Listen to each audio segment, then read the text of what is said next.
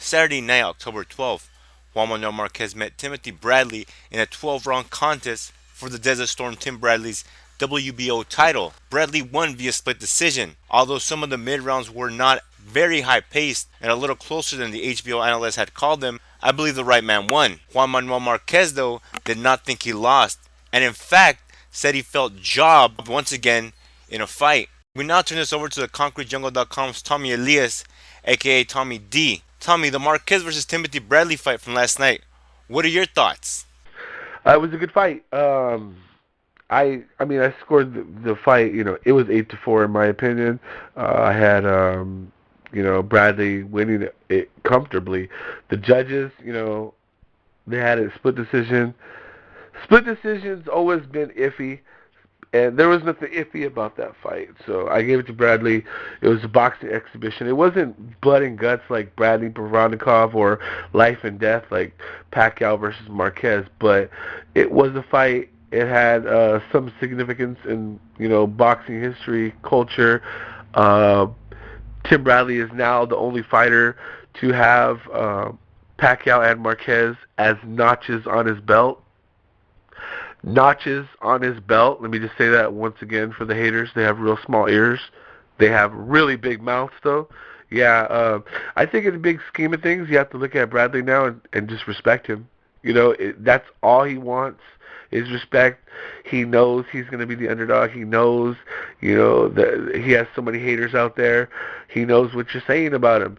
The thing is, he doesn't care. He has self-belief and confidence, and it's starting to be contagious. I've seen a lot of people in various sites and blogs and comments refer to Tim Bradley as the second best boxer in boxing, and we already know who the number one is. So I think it's pretty evident. He's changing hearts and minds, and it's a good sight to see. Now, do you think Dinamita Marquez, Juan Manuel Marquez, has a legitimate case when he says that he was robbed in last night's fight? No. Actually, hell no. Marquez, he's always been a solid fighter, a great fighter. Nacho Beristain says he's the best boxer Mexico has produced. Well, he is, and he can be, but he has to know that the best boxer Mexico produced lost last night to Tim Bradley, and there was no conspiracy about it. It was just good old-fashioned boxing. Tim Bradley got hurt. I mean, hit. He didn't get hurt by any of the hits. That's the thing, Marquez did. Marquez. It looks like Father Time has crept up, and now he's got Marquez in a full Nelson. There's no escape. Tim Bradley won. And I think they need to get over it. I think he needs to actually go back and watch the tape before he drowns himself in a bunch of sorrows.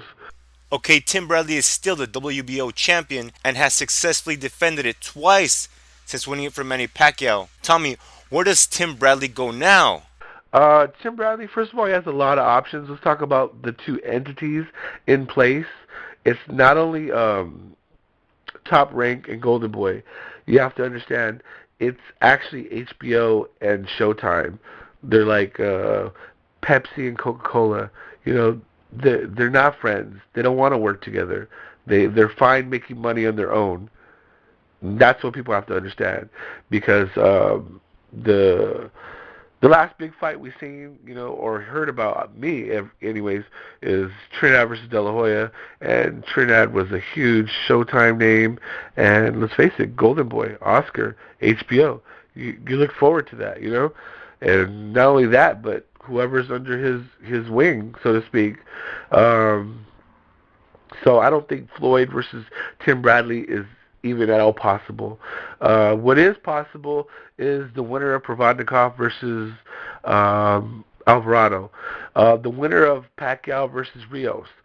And in both of these instances, we have to sit back for a second and think about the thought evaluation process, because for many people it's broken. The way that they're selecting these fights, there's been too many upsets. The Mares, Gonzalez, they just wear their heart on their sleeve.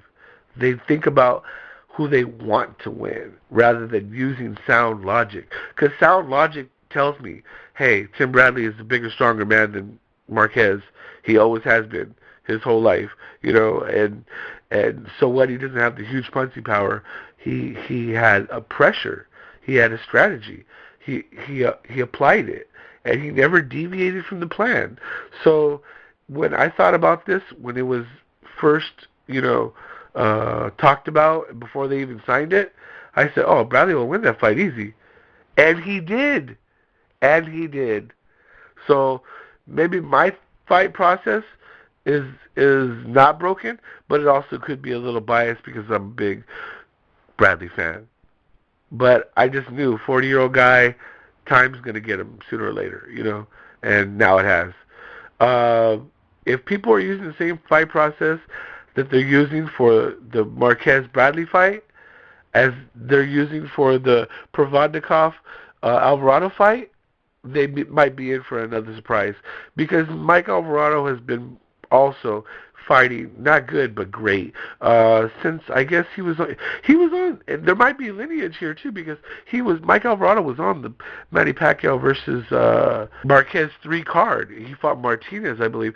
After that, Herrera, then Prescott, and I mean he just gets better and better. He's not only one of the best Mexican boxers of today. He's one of the best boxers. Mike Alvarado has quickness, he has speed, he has agility, he's hostile, he's mobile. The dude is bad. He did underestimate Brandon Rios, just like a lot of people do. But once he went back to the drawing board, he figured out a plan and a simple solution on how to outbox a puncher. And I think he's going to incorporate that same formula to the Provodnikov fight because there's nothing high tech about Provodnikov. He just comes forward, and if you stay to his left side, he might not have a chance to hit you. He's like a camera with a tripod. He needs his tripod set to get that power off. If you never give him that chance to set up, he might never hit you with something significant. So I don't rule Mike Alvarado out of that fight. In fact, I'm predicting that he wins. 12-round decision. The Rios Pacquiao fight, same thing. Pacquiao just, he has 2 losses in a row. We don't know that he's going to bounce back, and just because he beat Margarito with Garcia in the corner doesn't mean he's going to beat Rios with Garcia in the corner. It's a whole different fight. It's a whole different enemy. Now Rios, stronger, bigger, younger fighter, more hungry, we don't know who's gonna win. So the doors and opportunities for Tim Bradley, people think, oh, he doesn't have no one to fight. He has plenty of people to fight. Top Rank and Golden Boy, they're really only fighting their own stables anyway. So I think that's kind of silly for people to say, oh, he only can fight this guy or that guy. There's plenty of people for them to fight. Don't worry about Tim Bradley. And finally, Tommy Elias, Tommy Dizzle, what does Juan Manuel Marquez do now? Earlier last week, he was quoted as saying that if Bradley beat him, he would possibly retire. Your thoughts to end this? He already said he's going to retire. I think he should live up to his word and retire. There is an option if he wants to go and, do a farewell fight. I say, sure, go ahead. He deserves a loss. Hurrah.